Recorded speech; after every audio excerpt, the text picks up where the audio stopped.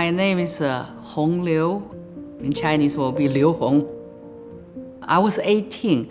So-called Cultural Revolution happened in China. I was sent to the countryside from 1968 to 72, 4 years working with the peasants in the field. There's no wage, there's no weekend.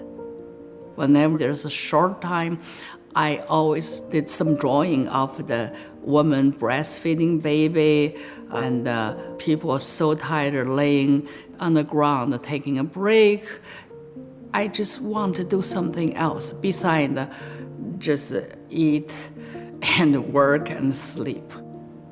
From 79 to 81, I really started my so-called professional art training. That's a teacher's college. Teacher's college is not the best art school per se. We adapted the full ideology from Soviet Union. It's called socialist realism.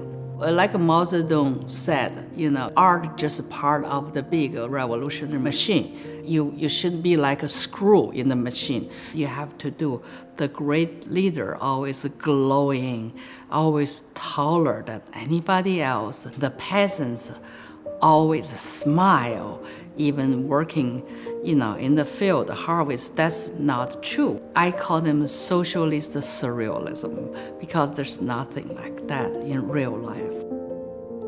I've been in the U.S. since 1984. I got more and more into using historical photograph because even without knowing anything, you look at a photograph, you still can tell a lot about this person. Avant-garde is a painting I did in 1993. I had a tiny photograph, black-white. It's really, really small. When I was in college, we were supposed to go to the countryside, then learn from the soldiers. We were trained then to be prepared and ready to find our enemies. That time is very clear. Number one enemy is American imperialism. I remember I was a top shooter.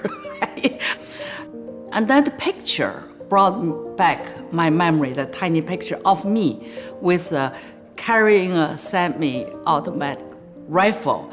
Then I feel like I want to do a cutout, like a pop image without any background.